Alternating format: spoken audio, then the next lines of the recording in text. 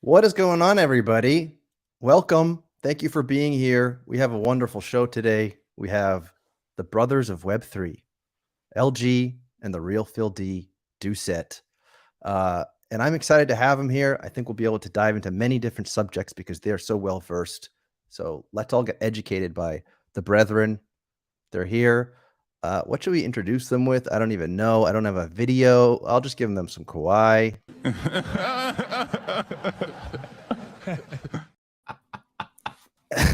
That's good, man. That's probably the best moment ever in Toronto sports. I'm gonna call it right now. Doesn't it? Kawhi shot, the Bautista home run, none of that stuff compares to the Kawhi laugh. That's easily the best thing that I've ever seen. I don't think there's many other videos that I can watch that just provide me joy. I don't know if you guys have any that you could just go to that just make you happy, but that's one of the few that I can watch that just really make my day better. That's not even his best one. The other one I think is like when he was younger. I forgot if it was with, I guess it was with the Spurs. It's even worse. Like it's wild. I don't know if he does it on purpose. He's that other one. Such an awkward dude. Like he just is. I don't know what his deal is. So yeah, I mean, we don't like Kawhi anyway, so that's not the best intro. But I don't know. You don't like him after he delivered a championship to you? No, not at all, man. Because he had a chance to stay here for whatever amount of years, even one more year. He's the first Finals MVP to not come back to his team the year after. So I'm pretty bitter about that. I didn't realize that. The parade, man. If you see the videos and you know the pictures from the parade, you won't see another parade like that one. And people were chanting for him to stay. Like it was wild. I don't know what else. They were offering him free meals for life at like 50 different restaurants in Toronto. And every Greek restaurant in Toronto was going to give him like his own private jet. Like he was being offered everything. And I mean, at least run it back. At least run it back for 1 year and then do whatever you want. You know, if you can build maybe a small dynasty here, which was unlikely, because let's be honest, we had some luck along the way to that championship. But you know, you had the pieces in place. So it's kind of like he just said, like, screw you. You did exactly what people said you were going to do, and that was leave after the season. But you won the championship, man. At least give it a shot. I don't disagree with you there. That would have been great to see him run it back. That is kind of lame. But he's a weird guy. I don't think you can expect the expected from Kawhi Leonard. Well, it's that uncle, man. That uncle, what is it? Uncle Dennis? Is that his name? Uncle something. Uncle Louis? I don't know, man. He's got that uncle making all the decisions for him. So ungrateful, dude.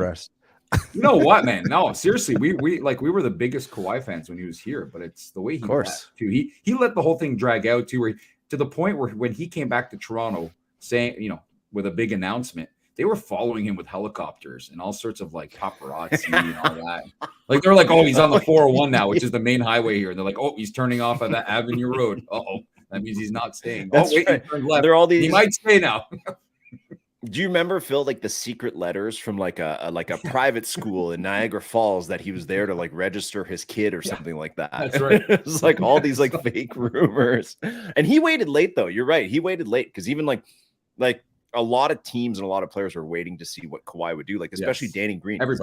Danny was like, if Kawhi resigns in Toronto, I will also resign in Toronto. But then as soon as Kawhi, like literally minutes after it was announced, Danny signed in for the Lakers. Yeah, but he wanted to play with his buddy Paul George. That was the deal, right? But then they could have made it work to bring Paul George to Toronto.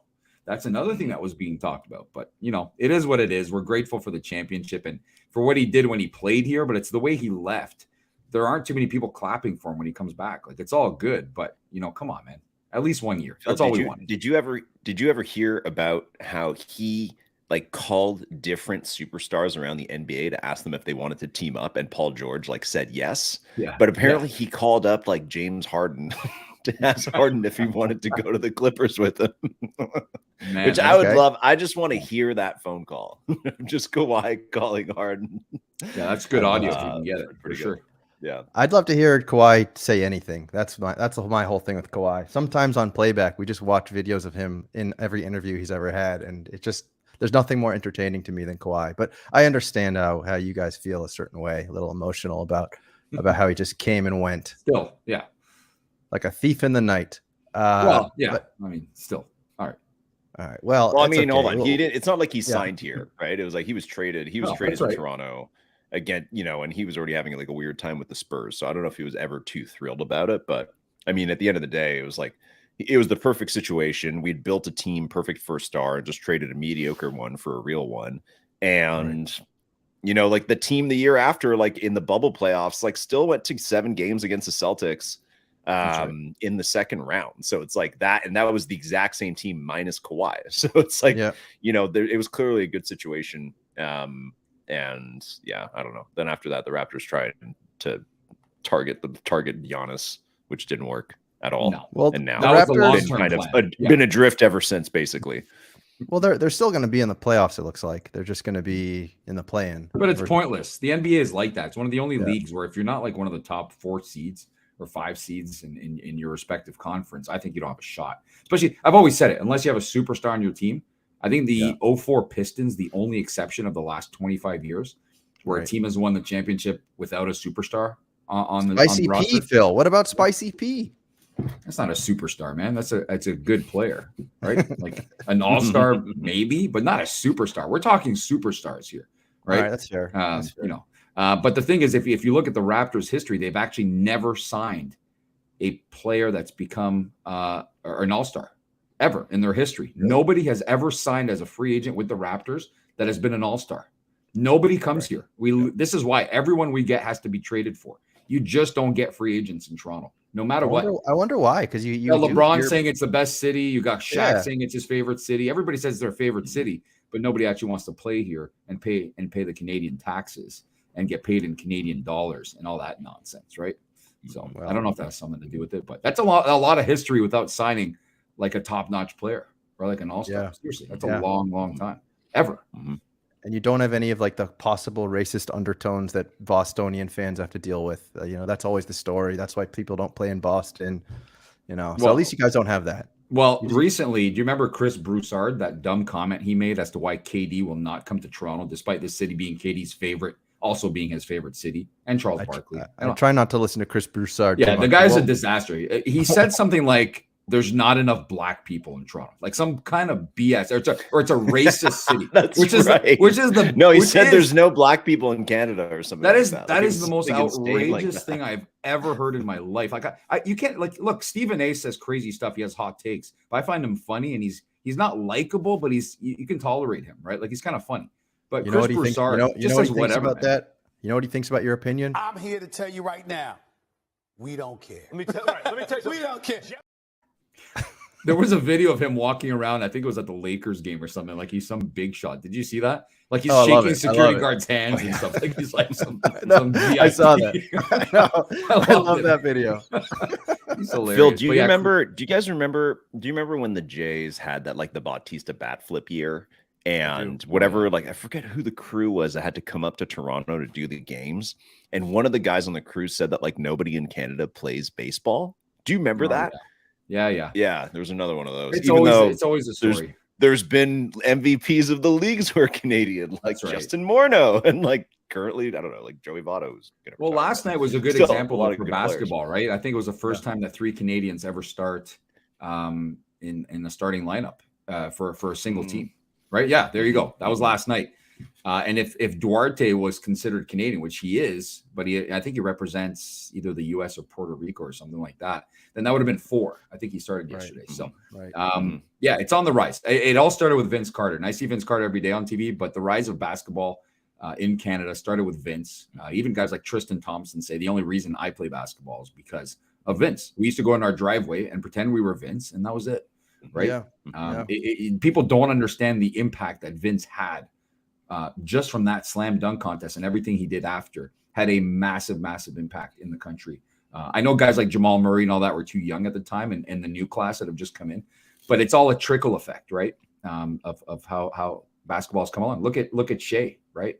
Shea is putting together some like insane numbers. And if all those guys play for Canada at the upcoming World Cup, that's a pretty good team. Probably the best we've ever put together. But it's always the issue with Canada is having everybody play. It never happens in almost any sport but hockey. Look at baseball. We do have better baseball players than what we just saw at the World Baseball Classic, right? But they just don't want to play. They don't care. Baseball Canada doesn't care to find them or put them together. So, well, you clearly are both very diehards for Canadian sports and just for your country in general. So that's always nice to see. You're bleeding-hearted Canadians. But anyway, let's change the subject a little bit. Let's talk about NBA Top Shot. I know you guys want to talk about that. We got the MGLE pack, which apparently is slightly minus expected value. I take it, if I had to guess, are you guys buying that pack or you're not buying that pack? I would guess you're not.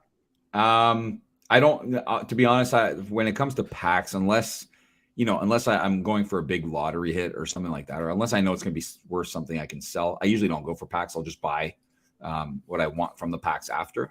It's been, it's proven to be, a good form of discipline. Let's put it, as opposed to the reckless ways of the early days. So that's my take. I'm not buying the pack. I'll buy what I want from it after. Yeah, I miss those reckless days. And what about you, LG?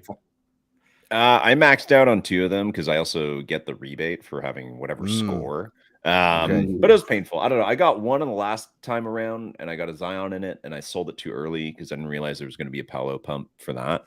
This time, I don't think there'd be like as much of a pump because I think the best, like the rewards are like Lillard and Mathurin, which Mathurin, that's great, but like not as hyped as Paolo, I'd say right now, obviously. No. So I don't think it'll be as good, but I don't know. When these packs come along, honestly, it's kind of like a split second decision of like, how do I feel right now about Top Shot? Yeah. Because mainly like as much as I enjoy playing the lottery, I like seeing the packs in the account. Like that definitely like triggers that, I guess like dopamine hit of like, yeah, that's nice. I fundamentally massively disagree with them releasing any kind of supply. And they're clearly like right now rushing it out, right? It's the 3rd week in a row of pack drops coming at like not the most boring time in the NBA season, but in a time where it's like we're in the home stretch here. There's not the highest audience count that there is all season. There's not the highest amount of interest that comes in a month from now when the playoffs start. So it's like the fact that they're like, all right, just get it all out right now so that we could then go into our playoff release is, I don't know. Right. I just disagree that I think that there's just way too much supply. Like look through that MGLE list. Like the guy, like there's another Bogdanovich moment in there. And it's like, no, nobody wants that. Like nobody wants that at all. That was like, the reason I'm not going for them. If someone goes with my luck, I'm going to get 2 of those or something like that. Oh, no, exactly. Question. Yeah. No. But it's not even like, I don't know. That's the kind of stuff where it's like, it's not even the fact that would be less, you'd lose like $10 or $20 on the pack value from that. It's also that it's like, nobody wants those players. Like those players already have like a ton of friggin' moments and you really don't need rares of those at all. Like maybe sure a handful of completionist people really want it, but to be sold in the same pack as like a Keegan Murray or something like that, or a rookies only rare, to me is like preposterous. And maybe it's NBA PA rules or something like that, but I don't care. Like I think it kind of makes for a bad experience to line up for those types of packs, and then it's not just that it's not just that the moments aren't worth a lot, is that the players are irrelevant. Yeah. That's my no, I agree with you a lot of what you just said there, and you can apply it also to like parallels as well. Like, why are we releasing so many of these moments that people don't really want? Like, that should just be a crafting exercise. And then of course we also have these other packs that are supposed to come out, these other sets, right? The hustle and show and the spicy, extra spicy. Like those are apparently on their way too. And imagine, when are those going to come out? Is that going to be like in the middle of the playoff run, or like after the season? Like, that's not going to be taken very well either. Forget that. The spotlight set still has 75 more moments to be included in the set, and we're a few weeks away from 3-4 weeks away from the play-in games, right? So I don't know, man. We're getting a lot of packs for sure. Tandy, I want to put that on pause 1 sec. I have to ask you something, and I wanted to ask you this a long time ago. Sure. Was your name not Top Shot Tandy before? It was Top Shot Tandy. What happened to that? Oh, wow. I was thinking about it. I'm like, because I wrote it in my that. Okay. I wrote it in my calendar. I'm like, all right, stream with Tandy. I'm like, what? That doesn't sound right. Was his name not Top Shot Tandy before? It was Top I swear Shot it Tandy. was. When did that stop? Is that like recently got cut out of everything? I see you still have the little logo there on top of Tandy Time. Yeah, cool. I still got the Top Shot logo on there. But when did it change, man? Like, when did your name change? I think it must have been a couple months ago. When I just realized that I wanted to be able to cover more than just Top Shot at times, and then just not like pinhole myself into just Top Shot content. That was pretty much it. All right. Okay. A transition. I knew I wasn't wrong. It's a transition that every single creator from the initial boom has had to at one point or another accept. I know. It's like as much as I could just talk about Top Shot until the end of time. It's like, I don't really want to. I mean, I do enjoy talking about it. I think it is the most fascinating Web3 project in my opinion. I mean, but I'm not really interested in Bored Apes and stuff like that. But I prefer to lose money. Talk about Top Shot though. It's exhausting at the same time. It is. Like, it is. As much as it's like this fun like reality show of a drama that's unlike any other project, and even if the lucrative times are gone, like, it is fun, but at the same time it's exhausting. Like, it is personally. LG just slapped the shit out of everyone in the chat right now by saying that. Hey, we do it too. I still talk about Top Shot, but I just mean in general, like, it's not, I don't think it's that fun to come up here and be like, listen, Tandy, there's too much supply. Like, that's like, come on. I know. Can you imagine? Like, it's been like, we started saying that like literally 2 years ago with the All-Star drops. It's like, why are you giving us more All-Star moments? Too much supply. We've been saying that for 2 years, right? Yeah, so exactly. It's a little tiring. It is repetitive. And I wonder if I had one of those like AI video editors, which is probably coming soon enough, that could just go through all my past content and just like clip together too much supply. It'll probably be like a 40-minute episode of just me repeating that over and over again. So, but how about this? How about this for a little bit of drama? We talked about how Top Shot is dramatic. I don't know if you guys voted in this poll, but the Tandy Man got pretty demolished in this poll that came out by a friend of the show. Friend of the show, Boston based. I don't know if you saw this poll. It was, who is your favorite Top Shot influencer? The Tandy Man, dead. Wow. Last.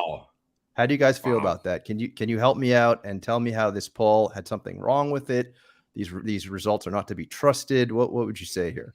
I would say that you need to get in the ring with Zakarian, show them what's up, and then see if people still vote for him. I don't know, man. Where was the poll? Who put that poll up? I didn't see that. Boston based. Look at that. Okay, no, Boston based. But look at that. Look how many votes. 620 votes. That's pretty much a tenth of the active user base, or more than that. Did Zakarian request his followers to vote, or what? I feel like he's behind some of this. I feel like he can easily manipulate votes on. Oh, he's a very manipulative man. And I actually had a voicemail that I had to share that someone very important wanted to give their opinion in on this. So we can listen to this together. So here we go. Oh, wow. Man, I see you've got the two Canadians on today, and I've just got to say, were there no Americans available? Good grief. But I wanted to call in and let you know you're doing a terrific and fantastic job, and you're my favorite big boy. But I have an issue Wow. with the recent election. The NBA Top Shot election was completely rigged by corrupt media like Team Hold and others to elect Sleepy Mike.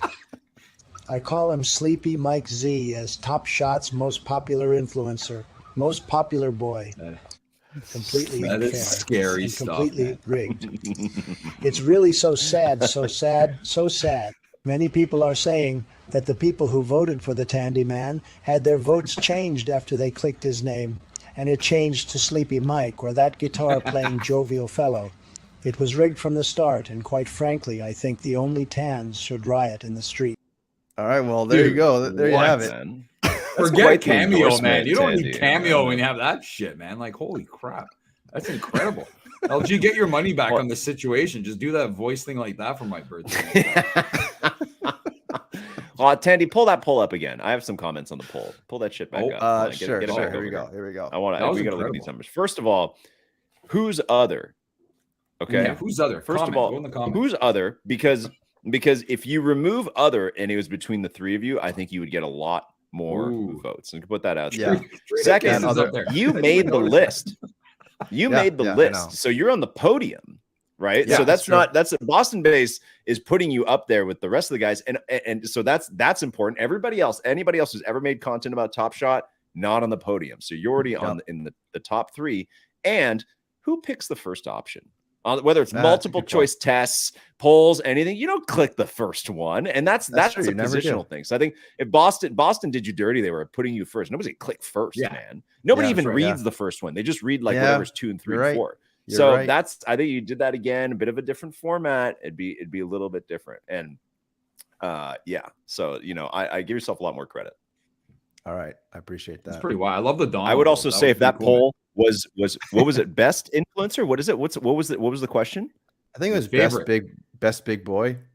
Best big boy. What favorite? Who's your favorite? So that's also really subjective here, because listen, it's not asking who's most handsome. I would say you. I would say Tandy's wow. most handsome. Wow. Sorry, Wow. Mike and Triticus. Easy I there, would say man. and also who is most consistent. Listen, Triticus is off singing his little songs and stuff, but he came out of nowhere recently. Mike is having an identity crisis between Top Shot, So Rare, and everything else going on in his life. Tandy, you're here every week cranking this content out. You win a lot of other polls, if it's presented differently. All right, that's what I need Boston to hear. Base is very mad. He's saying his favorite. That's the very clear question. Tandy, we're not seeing any comments from the chat, man. I don't have the chat open. What the hell's going on down there? There must be some chaos in there. Yeah, there's a lot of chaos. I can't even keep up. I want to see what people are saying. I think you should have an option on the right you can toggle between private chat and the public chat. That's what I want to see. There we go. I want to see some comments in there. All right. Well, I'm glad we could break that down. That was important. LG just said, there we go. Oh, there you go. Hey, Chewy. What's going on over there, Chewy? I had to tell Chewy to come get his guy, Poker Pro Eric, in the AMA chat because he was getting out of control. So I usually call Chewy for that. He never comes and gets him. Oh, by the way, guys, I have to congratulate both of you for placing top 32 in the recent. Oh, Top dude, Shot. man, I was like, okay. I'm looking at the email. I'm like, I do have a lot of moments now, like more than I've ever had in my life.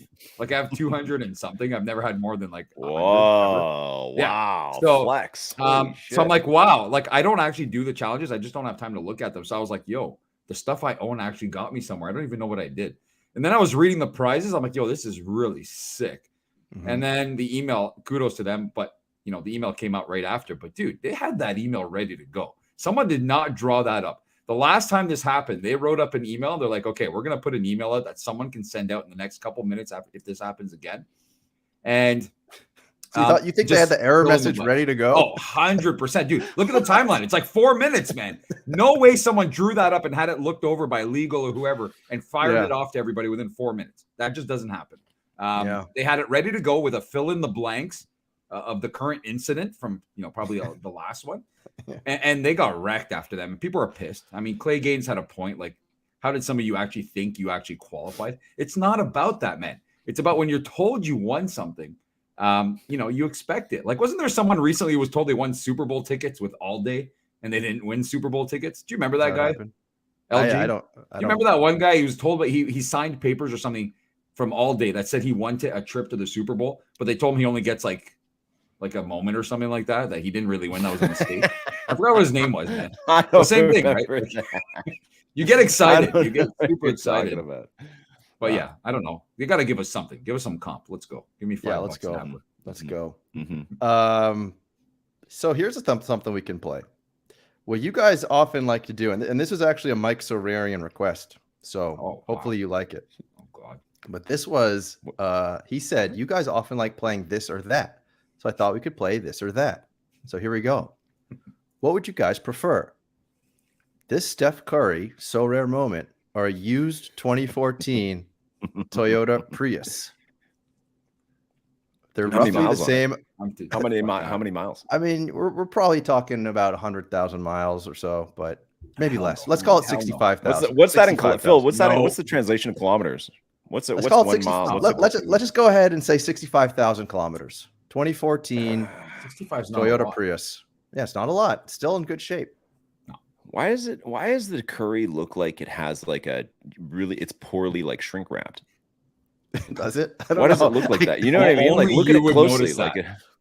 Yeah, in the back, you're right. It does look like you also said in our Discord, LG, about 40 minutes ago that the poster that Tandy put up right before going on air today made it look like it was a memorial for me and like I was dead.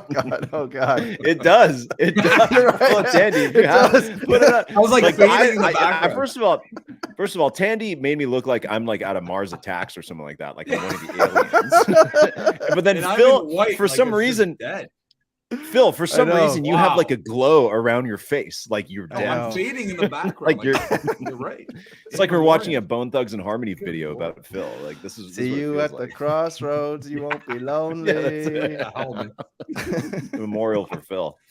Yeah, it does look like. No, we didn't even pick an option. What the hell's going on? Oh, that's true. We'll go back there, but yeah, you're right. It does kind of look like I would like some. I got to be careful what I say because it's going to come across as like racist. But we'll just say some person would be wearing your face on their shirt with this like little glow underneath at Walmart, and you'd be like, "Oh, what happened? That was Phil." LG looks like the guy from P90X. LG looks like he's about to like introduce the next Survivor contestants.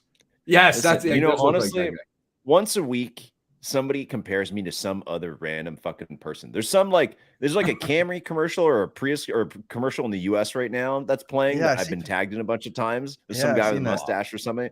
And once a week, there's some new comparison to just some other generic looking white dude that I get. And often it's like it's someone interested, like Jeff Probst, like you guys are saying, or whatever. But this has literally been going on for years. So which is funny because Phil and I look similar, but nobody says that shit to Phil. Like that's what I'm saying. Like I look enough like those people, but Phil looks distinct enough on his own to not be lumped into that.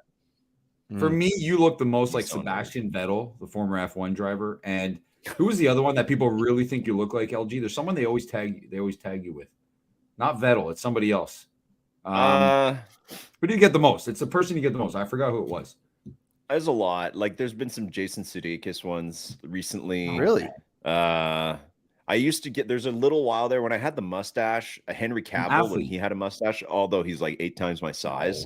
It's similar there. When I was young and I was clean shaven, I got like Agent Smith from The Matrix was pretty common for a long time.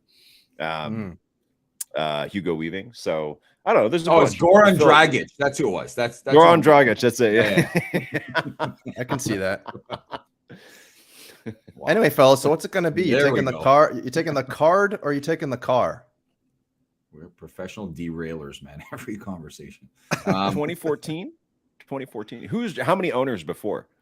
Oh, just one. Just take the damn car if you want. Well, who was owning it? Like an old couple that barely that drove it nicely, or like a crazy person like Phil? No, why? What are you worried about though? Like, what you want to smell an old couple? I take a crazy person. That's disgusting. It's like having an animal. You'll never shake the smell of an old couple. Yeah, I'll let you smell the seats. Mom and Dad. I mean, older than you guys. Sorry. I'm taking Curry, man. I'm not taking that car. I don't want to deal with that shit. I don't want to deal with that. LD wants the car. LG, what do you want? The card, I should say. I'll take the Curry. Yeah, I'll take the Steph. Okay, you both want the Steph. All right. What about this? You want a Bored Ape dog or you want a Steph? What the hell is going on there? They're roughly the same for sure. The dog. Yeah. Yeah, sure. No, I'll stick with the Steph. The Steph. All right, now here's the final option. Now we're going to bring a little Top Shot into here. Oh. Okay. Do you want the curry or you want a medium fry at McDonald's? Okay, let me tell you something. Right Every now? single time the Toronto Raptors make 12 3-pointers or more in a game, we get free fries the next day at McDonald's here. Wow. So give me the curry. It happens almost every game. 12 is not a lot in this league. So Right. yeah, I go to McDonald's once a year and I salivate every time thinking about it. So I'm going to go with the fries. There you go. dude, because you live on an island. That's why there are no McDonald's. There's one McDonald's here, though. There's a McDonald's here. Oh boy. All right. Well, there you go. That's the this or that segment. Let's see. What else can we talk about? Wow. Somebody in the chat has just told Phil that he sounds grumpy lately and that Really? they Man. kind of like it. Bedouin They just kind said of real like Philly it. sounding grumpy lately, Wow, and I that's- kind of like it. I kind of like it, man. That's pretty exciting. kind of likes your grumpy voice. You know what? I'm not gonna lie though. When you on any day where I have to spend an hour and a half or 2 hours each way in traffic, I'm not gonna lie, and I say I'm not gonna lie a lot to the point where someone actually called us out on that recently. Yeah. I think in the comments, but yeah, it'll make you grumpy. I'm not joking. I want to get out of the city. I've kind of had enough. What are, And Phil? I bad. know. I know. Well, actually, I don't know. I think I know. LG, you work from home. You do your own thing. You do like your consulting and marketing and first mint stuff for other orgs. And that's how you put the food on the table. Is that right, or is there any other hustling you're doing? No, that's And pretty you're accurate. That's accurate. And what about you, Phil? What are you doing 2 hours of traffic? Are you got some kind of day job that you're doing to pay the bills? Some kind of day Absolutely. job. I work in the automotive industry and Oh, financial really? services. Yeah. And at the risk of having some crazy stalkers show up on my work, I won't say where, but I think a lot of people know where. Really? Okay. Yeah, but pretty exciting stuff dealing with cars that are getting exported every day to other countries. I kind of deal in that area and like I said, financial services. But it's not just going to work. I mean, we get to work from home. It's driving my daughter to school here and there, going to hockey, all that stuff. It's a ride that should take about 20 minutes in the city of Toronto, and it takes an hour and a half. It's not even an exaggeration. 20 minutes is an hour and a half during rush hour, or close to it. It can be, depending on where you're going. It's frustrating. People just love Toronto, huh? They don't stop. There's just they too don't many stop people. moving there. They just don't stop building, and they don't expand the roads. And not like other cities, we don't have. If you look at every major city, there is a highway that leads out of those cities in every which direction. We have a lake downtown Toronto, so the only way out is either north, east, or west. You can't go south. There's a lake that leads right to Niagara Falls and Buffalo area. But the problem is there's only 2 highways from downtown to anywhere else. It's a big problem. Most cities have just highways everywhere. Like I lived in Columbus for a couple of years, and I was amazed at, I mean, you can't compare Columbus and Toronto, but I was amazed at all the options to get around. And I was never stuck in traffic in Columbus. So yeah, I don't know. I don't know what to do. They cannot improve it. They just can't do it. So look at this. Come on, man. So we talked about this recently on the podcast, and basically Phil's Twitter presence prior to First Mint and NFTs was entirely based on tweeting at the mayor of Toronto, who is no longer the mayor of Toronto because this crap. he slept with the wrong person. He used to tweet at John Tory, the mayor of Toronto, about how terrible the traffic in Toronto was. Like, and that was is like pretty Phil's bad, Twitter though, existence. LG. Oh, that's And nothing, man. Hold on. You know what? I'm years ago. sending you another link. Here, just scroll through this. Does this work? It's Pull up basically like traffic if you right now. search. If you search Phil's, no, maybe it won't work. Hold on. No, it's not Okay, gonna it work. didn't You basically copy have the to whole look thing. at you have to advance Twitter search like Phil, real Phil D, and traffic, and you'll just get like hundreds of tweets. Dude, it's so mad. I'm so mad, and I mean, it's even worse now. Like, I don't know, man. I can't. Like, it's just doesn't make sense. It's the way people drive. I don't know if, like, when my son's a good driver. When he went for his driver's license, because of the pandemic, they were like, okay, go around the block. I'm not joking. The lady's like, I go, how long is it going to be? She's like, oh, it'll be just 10, 15 minutes. I'm like, 10, 15 minutes for a driver's test. They used to take us over like an hour. Okay. So he comes back literally 6 minutes later. And he's like, I passed. I'm like, what? I'm like, what'd you do? He's like, we went around the block. I turned right 4 times, and that's it. I'm not even joking. That's what they did. This is how they're passing people. Man. So I don't know. Well, man. I see you got some likes though. Like a lot of your content doesn't get any engagement here, but the positive ones get some likes. You But see that? you have to understand, back then, before the first mint was a thing, I had like 300 followers. So there wasn't too much. And I don't know. It was just like one big angry platform. You'll never find like crazy stuff that you could dig up where it'd be like, oh, wow, look what he did. Let's fire him. I wasn't like that. It's just not my style. I have kind of a limit when I say stuff. Now I But kind of want to try and find some Yeah, stuff. you gotta watch yourself. Oh, dude. Go on Facebook. Yeah, Somebody's got on Facebook. Let's go on Facebook or Instagram. Oversupply of humans. That's good. Toronto, that's the best way to put it. There's a massive oversupply of humans. So yes, I don't know what to do. You got to find a way to like cut the city in half and just ship everybody out. Yeah. Well, that In must Canada, this is how it works in Canada, though, Tandy. Whenever there's a massive disaster somewhere in the world and nobody wants to take the people in, we end up taking 90% of them in. This is how Canadians are. That's just a Canadian way, right? Like Ukraine, I think we have the record by far of Ukrainians that were allowed to come here during the pandemic, which is great. You're helping them out, new life. I mean, we have a great healthcare system and all that, but you're putting everyone in the same places because they either have family here or they're going to stay in they're not going to go out in the bush. You know what I mean? They're not going to go out and live like up where the Titanic sank and stuff like that. So that's what, I mean, that's that's you know what I mean? Pull up the map. You know what they used to do? They're not going. Phil, you know they used to do that though. You know, back like 120 years ago, they would go to Eastern Europe, round up all the Polish people and Ukrainians and all that shit. Be like, "Do you want to go start a new life in the new world?" They'd be like, "Yeah, sounds good." They put them on a boat, drop them off in friggin' Newfoundland, put them on a train, send them across Canada in the middle of the country. Be like, "All right, get out." So if you go to the middle of Canada, like Saskatchewan, Manitoba, like all that shit, there's like, here's a huge Polish community, and you're like, why are there Polish people here? Because they just put them on they're like, all right, come to Canada, drop them off, and be like, all right, just start farming this land that you can only farm for like 4 months a year. Like that's basically what Canada is.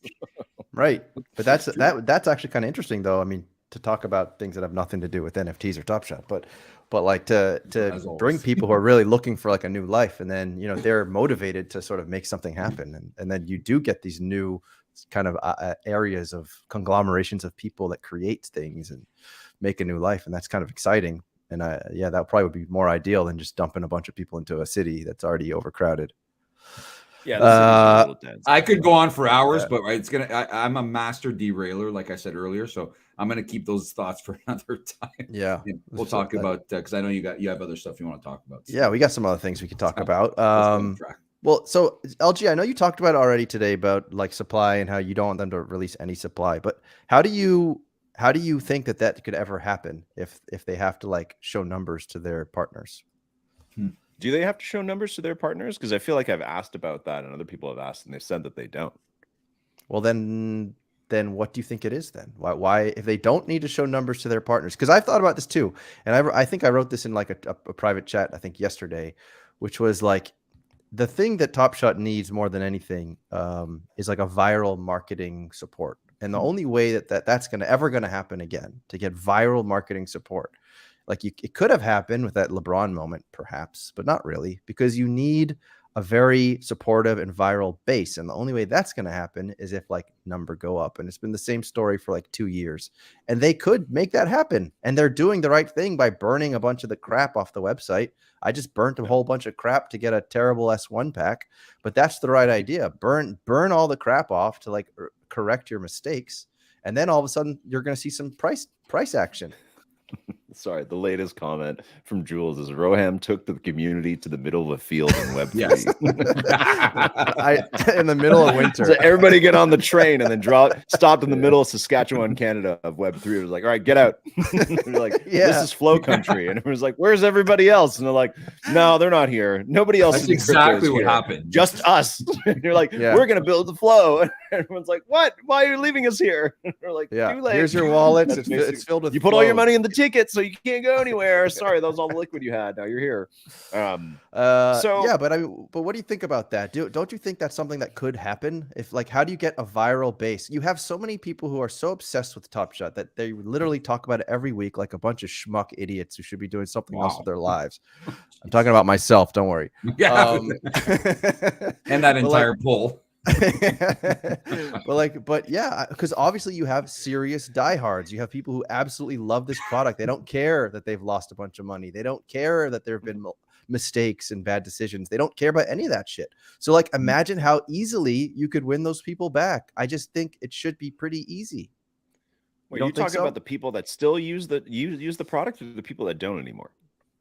I'm talking about all the obsessive people, like all the hundreds of people on Twitter who are obsessed. Well, don't they currently use the product? Like, what are you asking me? Are you asking me how to win they people do. that They used do, to use the product and don't? Yes, but like, are you asking me how to make the current base happier, or how to make the product grow? Like, I'm talking about how do you improve, like how do you get back to viral marketing, I suppose, if we want to simplify it. How do you make Top Shot cool again? Viral marketing, though. Like, my question to you is, why do you want viral marketing? For growth? What, like, do you want it? Do you want that so that this grows and Top Shot becomes cool again? Like, is that what you're like? Is that what you want the goal to be? And I think so. I think all the people in this chat are very attached to this product and really enjoy this product and want to see it succeed. And I think the only way that this product succeeds on a massive scale is with a whole lot of new blood and new eyeballs. And I think that to get that, you need of a marketing push the same way we saw in the beginning, even though that was based on something that was unsustainable. See, this is the part where I have shifted in terms of like understanding what the product is. In its current base, I don't think it's a product that can grow that much. Like, in what the product currently is. And like, listen, and I'm not saying it's bad. I think the product is good for what it is. And I recently realized that it's like, this is a collecting product. It is not an NFT product. You talk about Doodle saying we're not an NFT project. I actually think Top Shot is not an NFT project. Like, in technicality, yes, these are NFTs, and yes, it's on chain. But in terms of the essence of it, like, go look at the front page of OpenSea. Those are what today you would classify as NFT products. That's what those are. This is a collecting product. This is one step to the right or to the left of what cards are. And that's good. And I've personally finally accepted that in terms of losing money. Cards have worked for 50 years as, well, every year there's new editions of the cards, and over time the market and the collectors, they decide what's worth something, right? It's up to them, right? Like, so I think that if you look at it that way, that it is Top Shot will forever release new supply, and that is the card collecting game. Yes, this is an evolution where it's like their videos and their digital assets, and the underlying tech is an NFT project. But if you go ask around anybody who, even people that barely know anything about NFTs or people that know a lot about NFTs, you ask them to define what an NFT project and list out the 5 characteristics. I don't necessarily think that that's what Top Shot is, and I think that that's good. I think that that's a good thing. So if you look at this as like a collecting product, I think it's actually almost fully formed. Like, this makes a lot of sense. The pack drop makes sense. The UI is incredible. This is such an evolved form of card collecting. All card collecting should be like this. That's the value prop. But does it run concurrently with other NFT projects that draw all the hype of NFTs and Web3 and all that kind of shit right now? No, not at all. That's not the nature of these things. All those projects, they meant 10,000 and then once a year do an airdrop and then do all these sexy partnerships and stuff. That's the value of those projects. Top Shot has 60 million moments. There's no way to do that. So what I'm saying is that NFTs are in their infancy. So what makes an NFT project and what those are going to evolve into has one trajectory. Top Shot is the evolution, not of NFTs. It's the evolution of card collecting. So it has a chance to continue to evolve that experience. But how do you grow that, right? How do you grow digital sports memorabilia? It's a massive market. It's a $40 billion annual market. So I think that to me is like how I see this product now, is less like, hey, I'm going to compare, hey, Apes is having a big viral marketing campaign where everybody's making money. When will Top Shot do that? Like, that to me is like completely different. Like, that's like, trying to take a hockey team strategy and applying it to the way you do math homework. Like, it is completely different. So that's what I'm starting to accept. I don't know what the outcome is of that. I just don't think that, I think if we think of Top Shot as like, hey, when is there going to be some like a viral thing that pumps all these moments again? It's like, that is not that. I would be shocked if that happened. Like, I don't think that could happen, because more and more it is diverging from like the main NFT scene, which is where all the liquidity is. That's where liquidity is in terms of in crypto or in NFTs. I'm seeing the comment thing go like absolute berserk right now. But do you understand what I mean in terms of like Yeah, the part where I'm yeah. like, oversupply. I'm so mad about oversupply. I still stand by that, but at the same time, I kind of get it now. That I'm like, oh, okay, so they will release more supply every year. That's how they do it.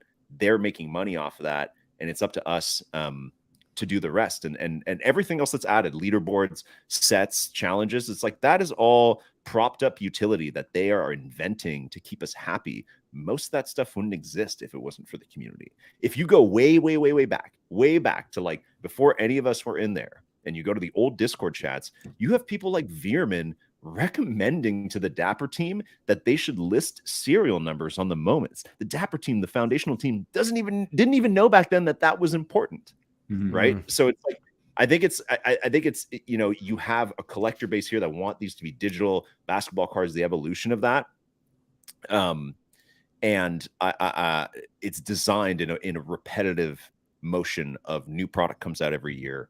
Market buys it.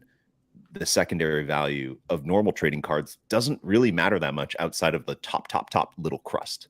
So I think that's what's going to happen to Top Shot over time, and I don't expect them to drastically curve supply. Yeah, but how does that? Go ahead. To make it a positive, though, if you listen to what Roham says, whether you believe that stuff or not, now Roham, future of fandom currency, future of the NBA currency. If you look more at what Flow, Dapper, Ticketmaster, that whole jumble of stuff, like, yes, like, do they want their end goal? This product is Top Shot to me is like a card collecting product. Like, it's fully formed. They need to market it, but that's a very slow, long adoption process.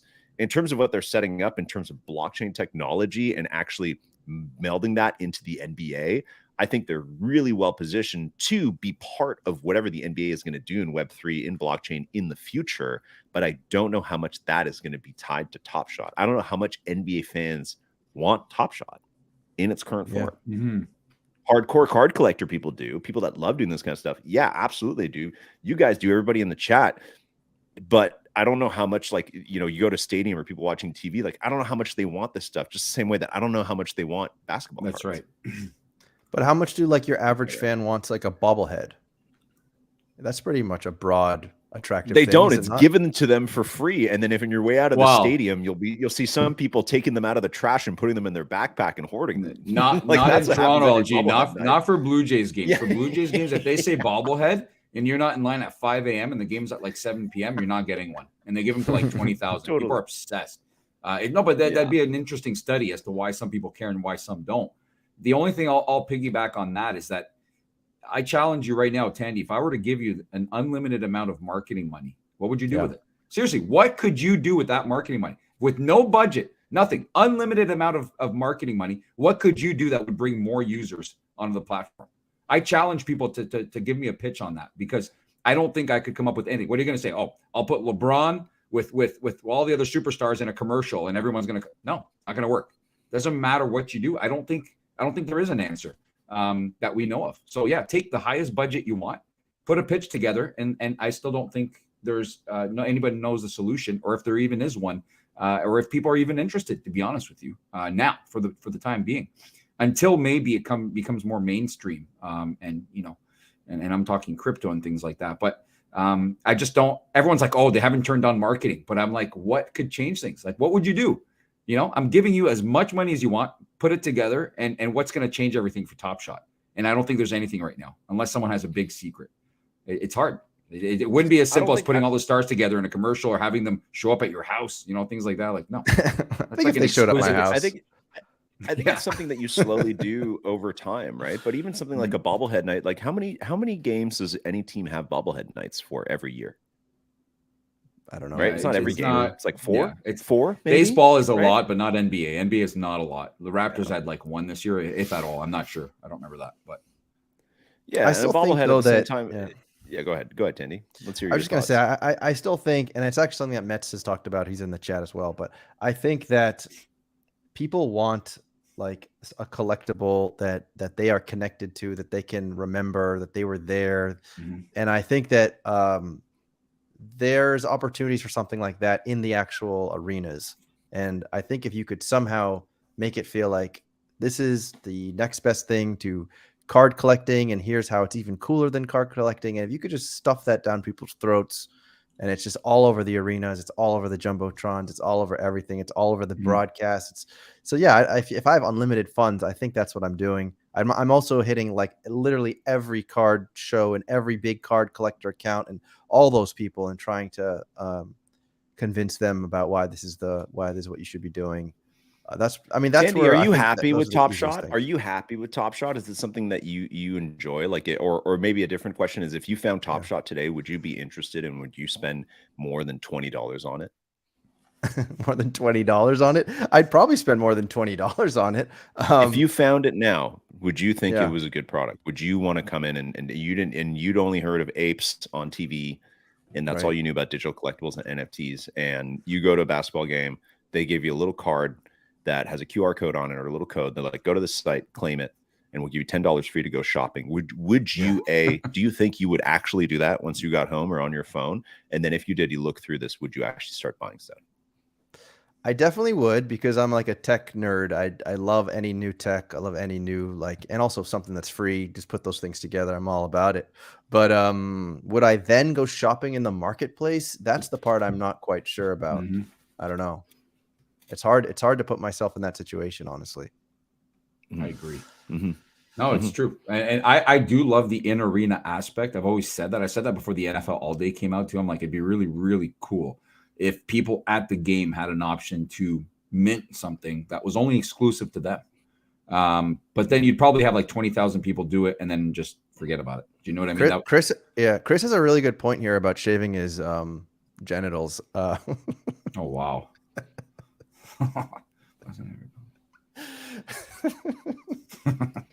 Oh, good Lord. He said he's got a Chris is over there itching himself in his computer chair, but he's got a good point, which is that, he shouldn't know what manscaping is, but he does, because you see it everywhere. And so I do feel like that could apply to almost anything. And I think that there's probably many examples of that, honestly, where ads are everywhere and it just becomes commonplace.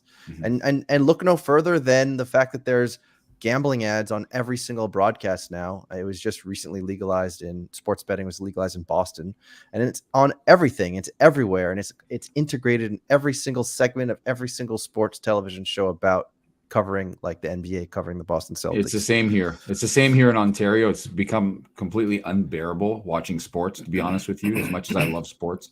They'll even have like breaking news story about like a shooting downtown Toronto. And they'll be like brought to you by Bet365. Like, seriously, I'm not even joking. Right. Like, it's completely. Do you know how much? Do you know how much the leagues make from betting now? I don't. Last year, like the NFL made like $22 billion from betting. Holy shit, crazy. So maybe Top Shot made the league maybe a couple $1 million, I don't know how. Like their pack revenue lifetime is what, 250 million for Top Shot. Secondary volume is what, over $1 billion. So 5% of that, 50 million, split with the NBA. So, I don't know however much that is. Maybe let's say 100 mil for the NBA. That's nice. But even the jersey deals for this year are worth 3 times that for the NBA. Like this is nothing for the NBA. No, I know. Even through the boom, it was really sexy during pandemic because no ticket sales. So it's like I think maybe NFTs, digital collectibles, I think totally it can evolve to being like a massive market for sports leagues and everything. But in the same way, we often compare this to the internet or iPhones or all that kind of stuff. It's like, well, yeah, totally. Like the internet became a huge market, email became a huge market, but we don't use the first applications that we had, right? So I'm not saying that Dapper or Top Shot go away. I just think that it's like you want mass adoption. I don't think the product looks the same. I think it's truly like things like tickets or some other more low key form of in-game experience or something like that. I don't think it's necessarily giving people a little card for them to come spend $10 and then spend $70 on a pack drop where they get freaking Bogdan Bogdanovic. Like in no universe does that grow the product. Yeah, I think that's a great point. So that's what I mean. I'm not saying Top Shot is bad. I think right now as a product for what it is really, really, really good. But if the objective is to satisfy the current community, I think it's doing a great job. If the objective is to grow 1,000x, which is what tech products are designed to do, like Dapper's a $7 billion company. having 5,000 active users weekly for your flagship product is not acceptable for a tech company like that has that much money. Like you need to grow to hundreds of millions of users, right? Like that's what tech companies are designed to do and try and do. So how do you do that? I think they have a lot of pieces to bake that cake, and maybe Top Shot can be, you know, the eggs to that or the butter to that, but I don't think it is the cake. I think it is a far more involved thing. And if you want the support of the NBA, you got to prove that you can make hundreds of millions of dollars regularly with this, not just $100 million in a short little span there, and then, you know, being an industry that's everybody sees as completely dead. Right? Like, don't forget that it's like, even though the NFT market to us is alive outside of Top Shot, it's like, to the rest of the public, like, no, it's dead. Like, NFTs are super, super dead right now. Right. Speaking, so, that's a good just segue, to give actually. Context, right? Yeah. Yeah. No, absolutely. I was going to ask you guys about that though, because you guys have also been so involved in so many different NFT projects, and obviously you've now lived through this bear market. How have your feelings of NFT projects that you maybe were really into previously, or you felt really connected to previously, and now they've been like kind of slow rugs?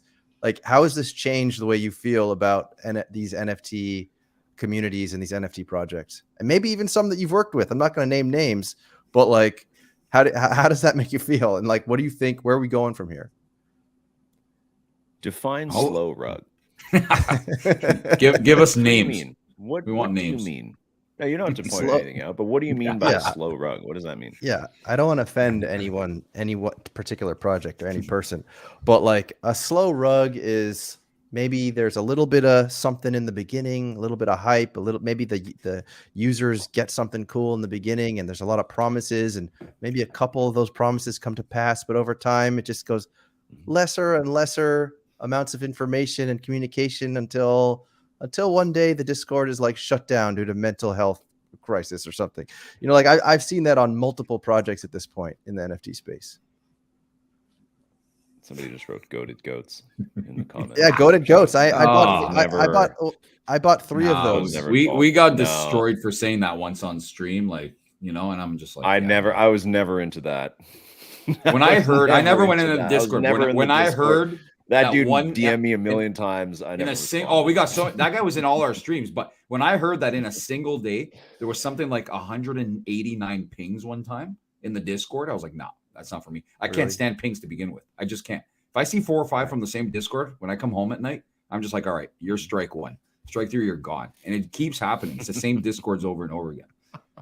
Right. But yeah, I'll let LG take that one, because he's way more into other NFTs than I am. For me, it's still mostly the sports. AG's is telling us flunks, ballers, anything dapper. It's a slow rug. Of course, I wouldn't expect him to say anything else. But there's a lot of haters. But I mean, you know, that's actually been my issue too, though, with Dapper and Flow, is I've always said their lack of kind of quality control has really bothered me. And this is from way back. Like, you remember those dugout dogs and stuff like that just kind of vanished? You know, things like that. It's like, okay, you're going to back all these projects, but somebody within your company has to keep an eye on them and ensure that there's some sort of guidelines that are followed. You can't just, you know, like, for me, it was like, that's where it all started. That's where the beginning of the end was when it comes to Flow projects, for the most part, was that they were just letting these projects get away with anything. And there was no one there kind of police. You can't say police, because they should, you know, find their own way. But there was no one actually setting up any sort of guidelines to, you know, you need to keep your people informed. You need good communication. Hey, you guys are not doing this right. Something, man. Yeah, the pandas. That's a whole other story, man. That cycle there of the same people buying all of those NFTs was wild. It was one project after the other. It started with the Lums and the Ballers and all that, and the same communities just kept going through all the same projects. And it got pretty rough, though. If that's what you're referring to, Tandy, those got pretty rough, and they still are. And it's disappointing, because a lot of them had a lot of promise. And you know, I'll always say, like, for me in the NFT space, the community part of it is such a big aspect. Like, if everything just went to shit, which we're halfway there or even more, maybe, I'd be happy with the community we've built at the First Mint, or the people I've met, and continuing that to go about that way. I'd be happy with it. You know what I mean? Like, for me, that means something. And I've enjoyed my time, and I wouldn't just be like, all right, I'm disconnecting from all Discords. I am gone. Screw all of you. Like, like this is something that for me is kind of priceless. Even if our stuff all goes to zero. I need to interrupt you on stream. You have to go post your ETH address in the Dib Al Bouillet channel. Oh shit. I do that all the time for no reason. Hurry. Fuck. Is that legit or no?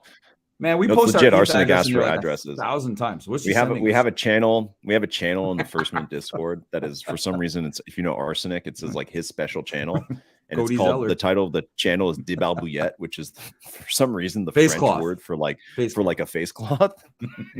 Okay. And then sometimes like Arsenic's well connected in like the crypto art world and stuff like that. So he sometimes is like, all right, guys, like give me your ETH address. I'll put you on like some special whitelist, like for like those Marilyn Monroe NFTs recently and stuff. So anyway, so he just did a call out. Thanks, Mr. X, for pointing it out. Wow. By the way, I think Arsenic was Dib Al one of Bouillet. the people that bought in big into goated goats, by the way. And he bought in the big number one. He bought everything. the rarest one. Yeah. And Right. lums too. He went big on lums too and all those things, right? Yeah. So yeah, no, he's like that, man. He's he's loyal. He's pretty loyal. So he's a good guy though. Yeah. Great guy for sure. Very So, generous. so LG, what's your take on this? I mean, even Ballers, like you guys are big into Ballers, weren't you? And like Ballers were supposed to release a game, right? Wasn't there supposed to be a game? Yeah, but all that stuff. Isn't that what the BBL is? Isn't that, or is that different? No, that's No, a Brazilian that's butt. That's a Brazilian butt lift. What? How do you know that? That's the only Do you have BBL I hookups know. to stuff like that? Where Danny's you got work, some Andy, or what? experience there. Yeah. I actually don't, but I know with the BBL, a lot of girls get the BBL because of the Instagram filters. But The girls get the BBL. My goodness. I do look it up. We're not after hours here on the on this side of the ocean, pal. That's true. It's like you guys are like eating breakfast. But Okay. no, I know they have sort of like a version of a game on like a Twitter account or something, but I don't think that's what people bought into. That's like community run, man. That's not the Yeah. team. That's to me, that's what I was talking about, man. That's exactly what I was saying. Right. It's like the team just like what have they done? I said that's what turned me off. I was like, all right, I'm out of here, man. The community is amazing. The community leaders we're friends with, and if it wasn't for the community and Ballers, there wouldn't be Ballers anymore. They'd all be floored to nothing. But the community is fantastic. They still do like poker games and they still do events. And I still love the Ballers. But when you have the people at the very top kind of do absolutely nothing and not, keep their community in tune, that's such a huge turnoff, man. Like the community's fantastic, but the leadership is awful. Like just awful. And I feel like that story could be repeated like 99 out of 100 times across all NFT projects, which is what's so annoying. Yeah, don't get LG going on doodles and stuff again. That we just covered that a couple days ago. I can't talk. I don't want to talk 4 or 5 hours. Yeah, but we can talk about. Well, I haven't even answered your question. Man. Yeah, go ahead. You haven't even given me a chance to answer your question. Yeah, you're slipping and sliding. When I was answering those questions, you're like dodging and weaving. I have a lot of different things to say, so I'll start with the least aggressive and move into the most aggressive things to say. Oh, wow. So first, I'll say that the Flow ecosystem is a very bizarre place because, during this time of explosion of projects, 2001, early 2022, Ethereum, it was like anybody can do whatever they want on Ethereum, and user beware, right? It scared a lot of people away, but at the same time, made it fun, Wild West. You don't know what you're minting. You got to mint from contract. It's pure chaos. But Ethereum doesn't have a CEO. Right? Vitalik Buterin, he doesn't give a shit about NFTs. He thinks they're kind of stupid. He's mainly building, the next version of Ethereum. It's, whatever. So it's Ethereum is this kind of Wild West where it's like anybody can deploy any contract so long as they can figure it out. Just go do whatever you want. Right. And you got to, and at the time, that was just like pick the right ones. Don't pick the wrong ones. Don't get drained. That's the Ethereum game. Yep. Flow, for the longest time, you want to deploy a smart contract on Flow, it has to get approved. Right, by the team. And that's because Flow's new. Over time, I think that Roham and Dieter do want to move into like this really open environment. But that's why Flow has carried this reputation of being centralized for amongst many other reasons versus decentralized. It's like during that time of explosion on Ethereum projects, we couldn't go on Flow and just pop out a smart contract and put it on a marketplace. There was no big marketplace. 2, it was very few people could use that programming language. And 3, you need to get Dapper to approve your smart contract. So this was not an open environment for building things. Flow wasn't built out enough to do that. And I don't think the team wanted it. So the part that's kind of strange there is that Flow somehow still ended up with tons of shitty projects. right? Ethereum, excusable, because anybody could walk up, like literally a 10-year-old walk up, deploy a project, take $1 million, pop, piece out, right? Easy to do. Yep. Flow, despite having a team and Dapper having 500 employees, you still ended up with dugout dogs and goated goats and all this kind of stuff. So that's the part that made it kind of confusing. And in my opinion, made it kind of even more lame if you already thought it was lame, but it made it lame that it was like, well, okay, well, you're not letting just anybody come build here. So the people who actually want to build cool stuff and just do it on their own, they can't do that here. They need approval from Dieter or whoever else is running the team.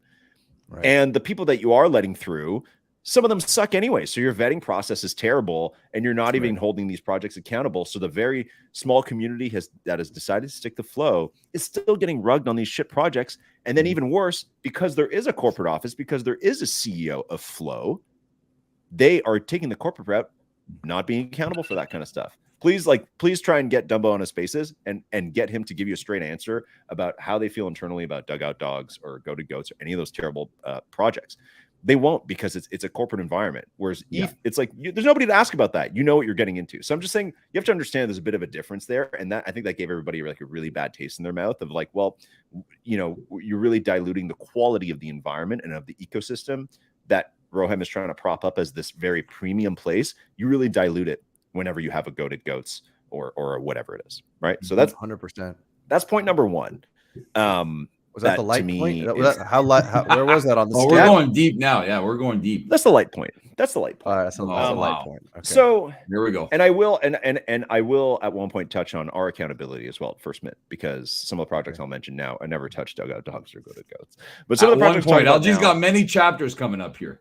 Take a seat. Yeah, He's got a whole book's worth. But before you do though, LG, to like your own defense, in this whole ecosystem, it was very difficult, like, because what could you really see to really like look through the numbers of a project or really get to know the project owner or anything like that? Like, there's so little to actually go off. Like, it was all based on like vibes and like, you know, like how many GMs do you share in the morning? Like, what else are people really going off of? You know, so anyway, go to your medium or I'll say right off the top that it's like during that time, you know, even Flow, anybody and anybody can launch a project, and that every single NFT project that exists is down compared to a year ago.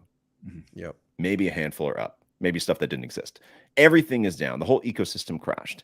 And there is a 1% that still does well, right? And you go back to, I'm not a Gary Vee fan, but when he said this at the very start of all this, it is 100% true. 99% of projects will go to zero. And I still firmly believe that. I think it's one of the best things he said. There is a time when you have tons and tons and tons of projects and you don't know which ones are going to hit, right? Yep. And that's happening on Ethereum. And then when projects start to come out on Flow, you have that same vibe of like, wow, we just sat around through all of 2021. We all collected Top Shot. It crashed. We're desperate for some other project. And now finally, Flow has its own slate of projects. Hoodlums, wow, those are the first ever. Those are going to be the punks and the first ever things on Flow. Ballers, wow, that's going to be the apes of Flow. We had all these comparisons. And I think those comparisons were fair in a bull market, but at the same time, it's like we were irresponsibly investing, right? And I think that we had to accept that. It's very hard to accept that you're being reckless in a bull market. I was many times, both in trading and in partnerships. But I also think that the trend back then, if you wanted to sell out your project, was to kind of follow what everybody else was doing, which was, hey, 10K supply, here's the utility, here's the roadmap, this is going to be dope, and pretty much present this plan for a company that most companies, it takes them 5 years to build all that. But you are presenting that to your user base, being like, we're going to do this as though it's going to happen right now. Like the Ballers game. It's like, that takes a super long time to build that kind of stuff if you want it to be good. And you don't even know if it's going to be good. People release AAA games and they suck, right? Yep. So I just think we went through this period of like, everybody's launching all these projects. You don't know which ones to trust. The people that are launching them will say anything that sounds like the other projects that are doing well. They'll literally copy the roadmap to try and sell theirs out. And now you're seeing the tide go all the way back out, and you're seeing what never actually made it out. You're seeing all the stuff just dead on the sand of because bear markets test everything, right? The goal of a bear market is to survive. So they test leadership, they test community, they test longevity. So what I'm saying is that this is less a personal assault on anybody's leadership or on how communities were formed or money that was made. This is a bear market shakeout. All this whole bull rush of NFTs was based on people copying each other's roadmaps, people literally just copying what apes did, right? PFPs were barely a thing before apes, and everybody just tried to copy the same thing.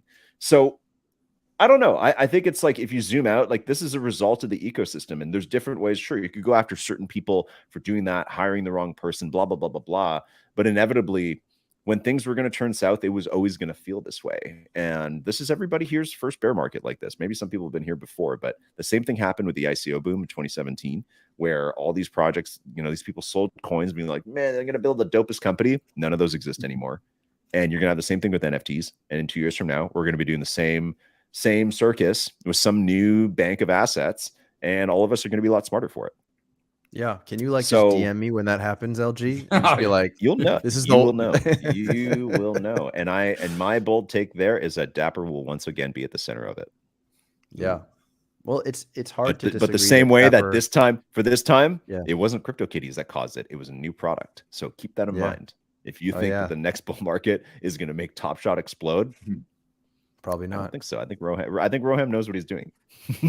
Yeah, it's going to be the next thing that crashes and, booms and crashes potentially. And the only thing I'll say, I know people, and people rightfully so, if they want to, talk shit about First Mint for partnering with some of these projects, or talking about projects at the top and then stopping to talk about them after.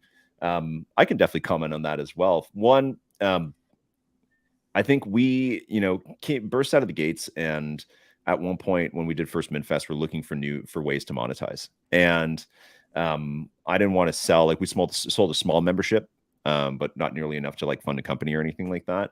We didn't go out and sell a 10,000 PFP collection. Well, maybe we could have if we crafted it right and made $2 million and started a company with that, but we didn't. And we personally, I've always worked at brands. I've always been an agency person. I wanted to work with some of the projects in the space and help them get out there. So when Flow wanted us to do Flow Fest, I was really excited. I was like, great, you're going to come out with all this stuff. I want to be there for it. I want to help people navigate that. And, as I think as 2021 ended and 2022 started, personally, I was like, well, let's just try working with different projects. We worked with fucking Matrix, man. What a disaster. Great relationship, great partnership, but what a mess. So I think what was that, 300,000 NFTs or something? 100,000 NFTs. It's just ridiculous. Yeah, so and it wasn't anybody else's fault. The tech was bad. But what I'm saying is that it's I learned a lot as well from a business standpoint. We've learned a lot as well in terms of what we put our name on, and navigating that isn't easy. Neither Phil or I have ever been people of influence in any way whatsoever.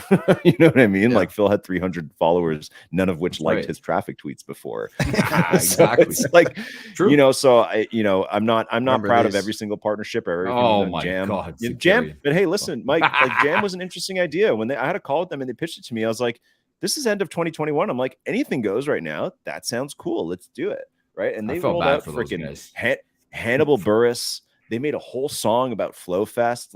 They headlined the little Flow get together in New York. That was some dope shit. You know what I mean? And it's something that couldn't sustain. So I don't know. It's I'm still kind of mixed in terms of how I feel of well, we talked a lot about Ballers, but then Ballers went from 1,800 per unit to whatever 150 now.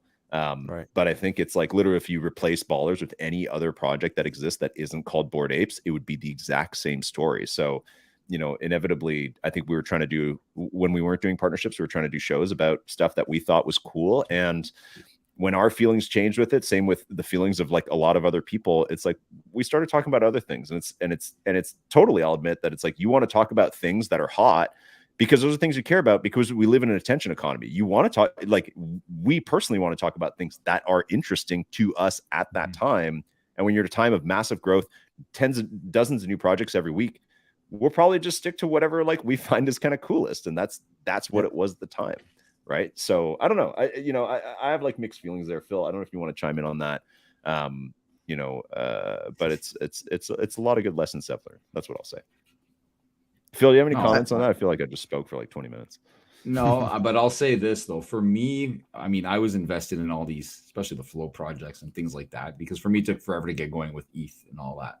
I just didn't understand it at first. And I had no interest in understanding it, which kind of screwed me over big time with a lot of stuff. But for me, where it really hit me, and people are like, "Well, you loved Flunks, you tweeted about Flunks, and you loved the concept and all that. Why didn't you buy?" And I made it clear I wasn't buying before they minted, and it was because things had started going down by then. Okay.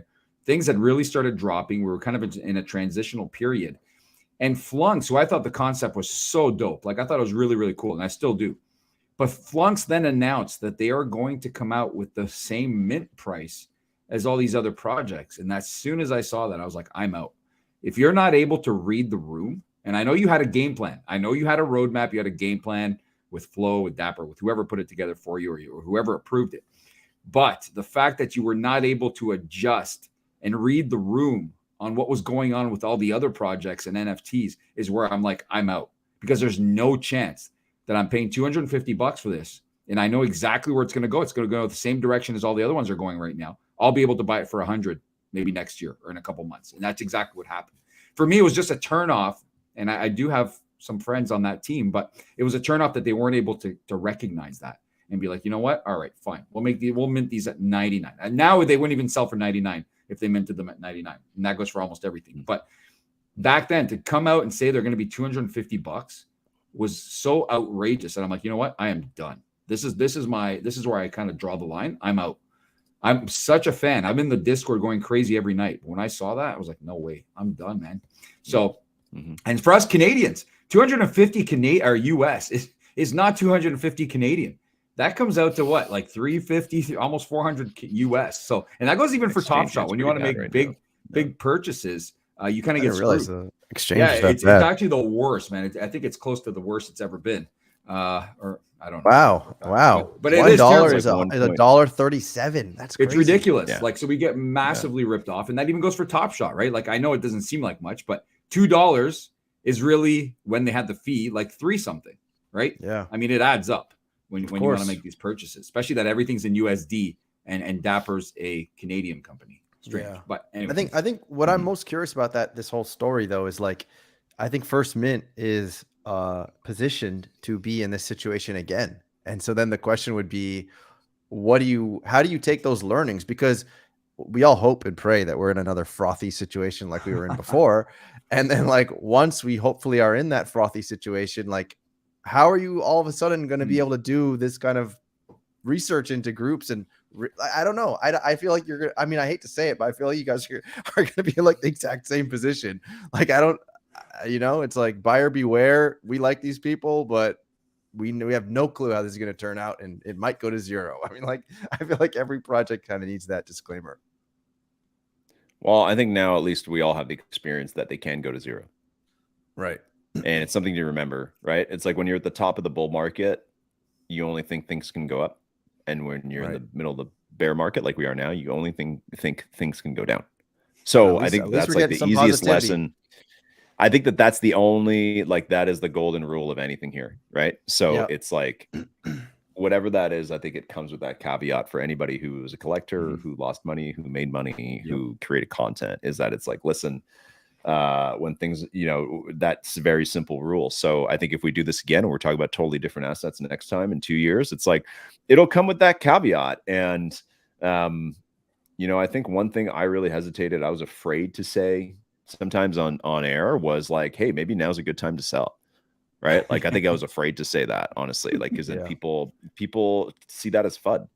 And it's like, no, like, that's the top. And, at the end of the day, like, we're in a financial market. Like, it's a zero-sum game. You know what I mean? Like, this isn't some, like, the WAGMI, like, we're all going to make it. Like, that's BS. Like, no. There's winners and losers. This is a market. And anybody, especially everybody who's like a degenerate gambler or whatever, it's like, that. Right. And we all know that. So I think next time around, the one thing I would change is, I think I'd be a lot more guarded about who we work with. I think I'd take on way less sponsorship and partnership and really just focus more on our brand and the stuff we're doing.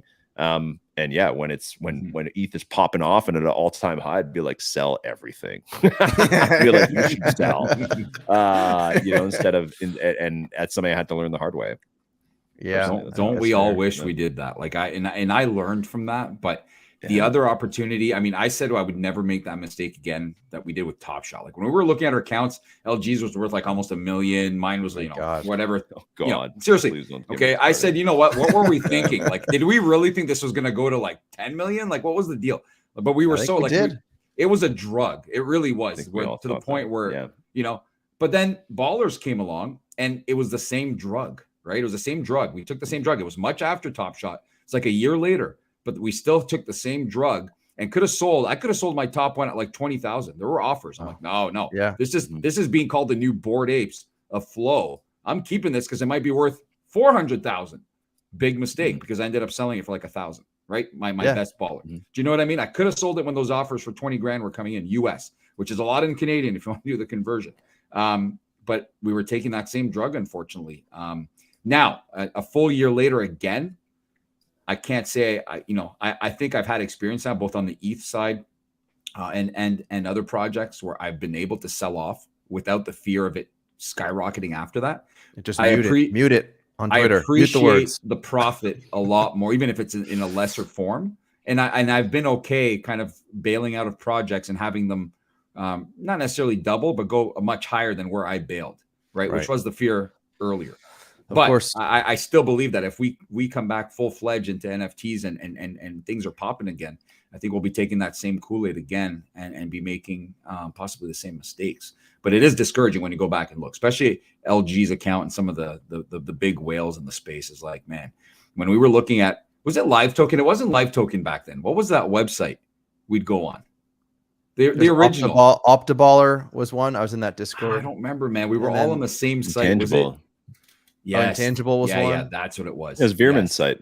Yeah. Veerman's site. Yes. We'd just look at our account values and, you'd come back the next day or you'd be like, all right, time for dinner. I'll check after dinner. And your account valuation had like doubled. And it was just like, I know. Man, that was something now looking back, we would have just literally floored everything and sold it and bought whatever we wanted back now and been that oh my much God. richer, right? But you would have bought it at a 99% discount. That's how it works, right? So I'll also say that that's where things like the initial Top Shot boom and then also now even the still current like Bored Apes boom is like that does a disservice to people who have trouble selling, right?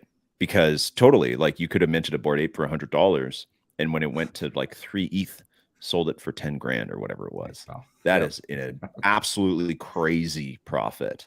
Yep. And that would have been very reasonable by all the rules we're talking about to sell it then. But because there's a few cases like them where at one point, during the other side mint last year, an ape was $500,000.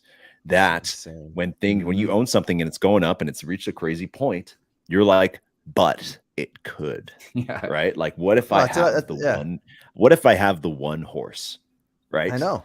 We all do it. Even Top Shot was a good example of that early on, right? It was like when I was buying these $1 freaking Jokic moments, I was like, I don't know what I'm doing.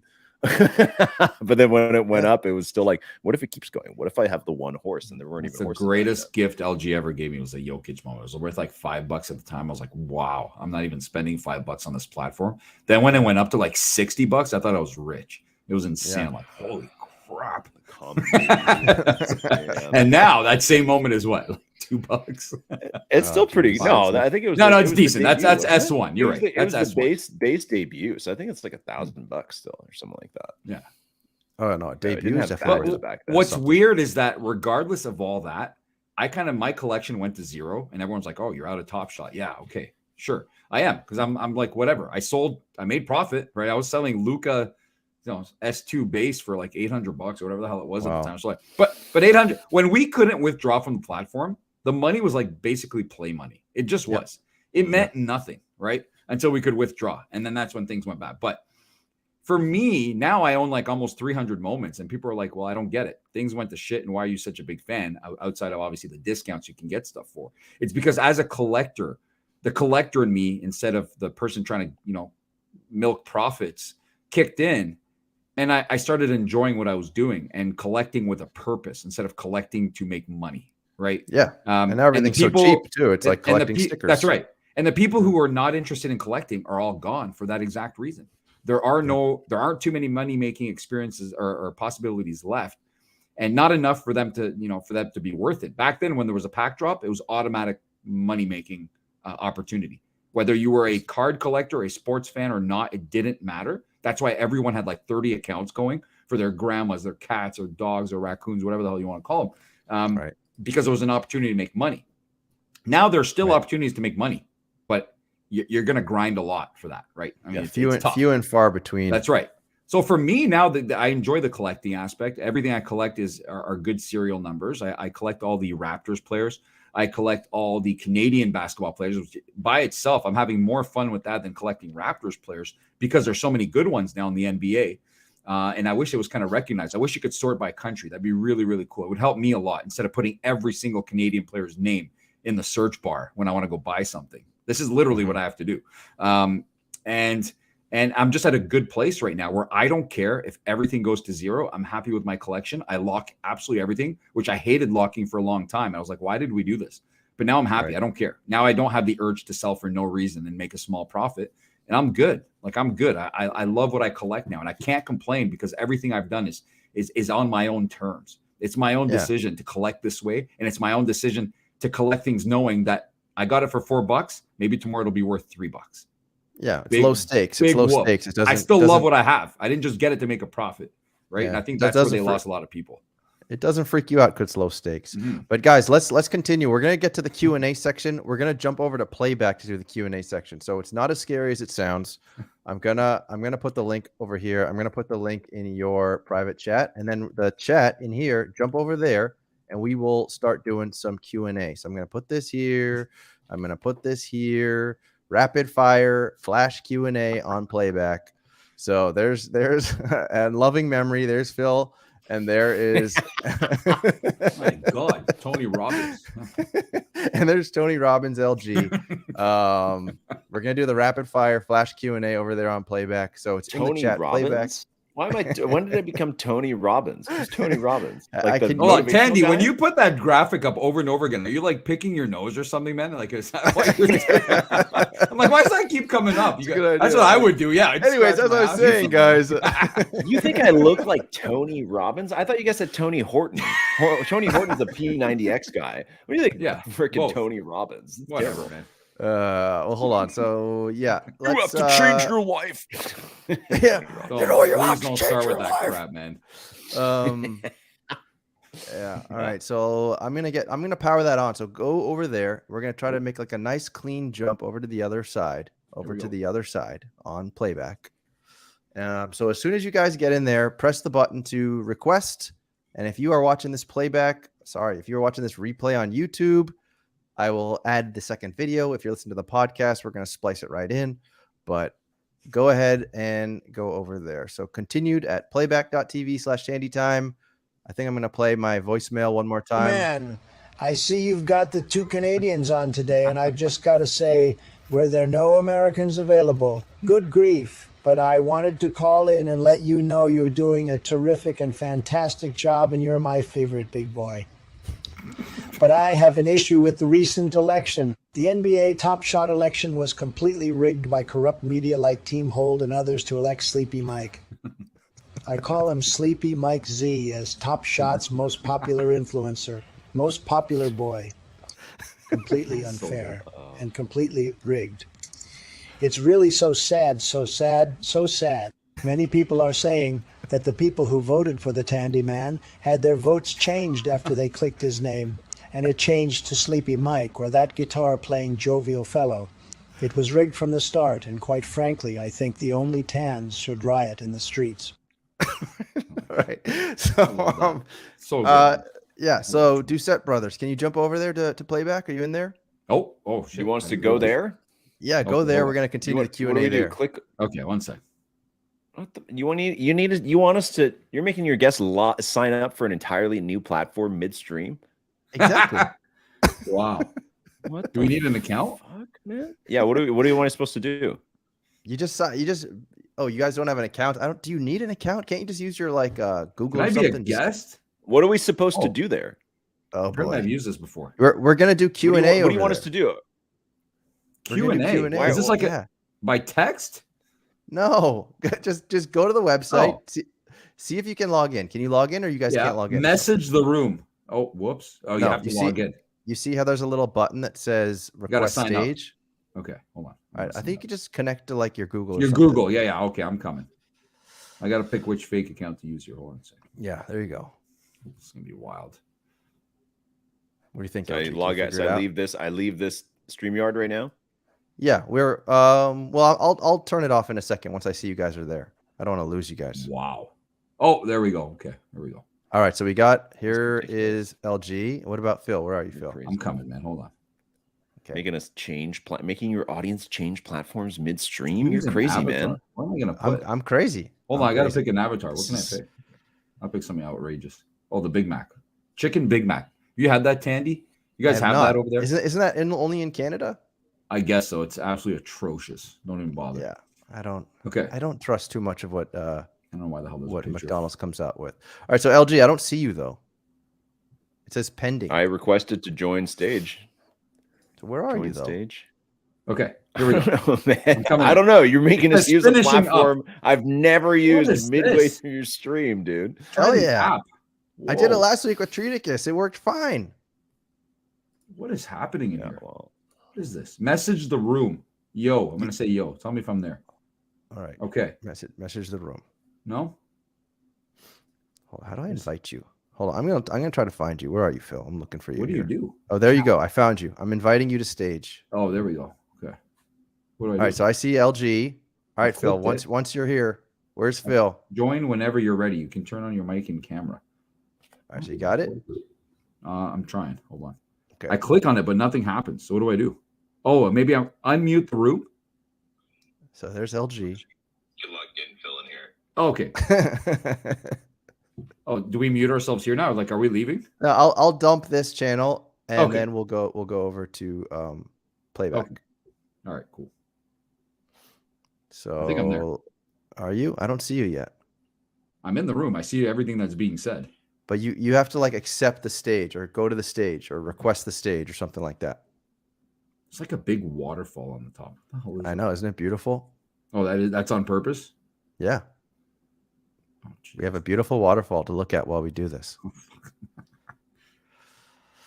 I'm gonna try to invite you again. Let's see. Yeah, I see the pop-up, but it's like there's nothing happens when I click it. Really?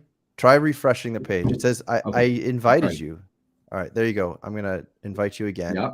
Do I just click the button? Yeah, click the button, like accept invitation or something like that. There's nothing. It just says you've been invited to join stage. Join whenever you're ready. You can turn on your mic and your camera. That's all it says.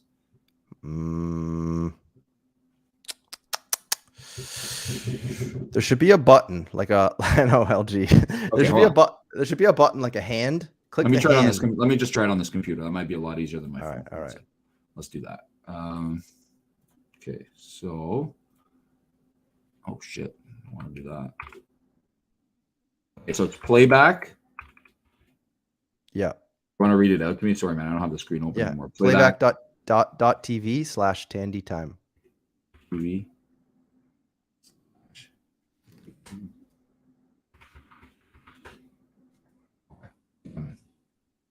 All right, we're almost there. Okay. Log in. I gotta log back in.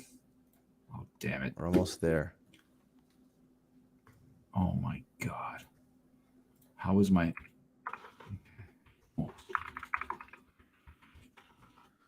Yeah. LG knows what's up. He knows that when it comes to me, it's gonna take like an hour. It's okay. We're almost there. LG's patiently waiting. Oh, I think if I remember my password. New sign into Windows. All right, here we go. I'm coming. All right, here we go. It's gonna work. Bang bang. No? Okay. Well, now what? I'm in there. Hold on. Let me try to find you. All right, I'm inviting you again. Do you see it? Stage. Yes. So it doesn't work from mobile. So I have to accept mic. Okay, mic's on. Yeah, accept mic. Awaiting permission. I need your permission. Oh, no, permission from my computer. Okay. There you go. Hey, right. I'm in. Hold on. God damn it. Oh shit. Woo! Oh, Phil, come on. Where are you? Hold on. I'm gonna Here I come. Here we go.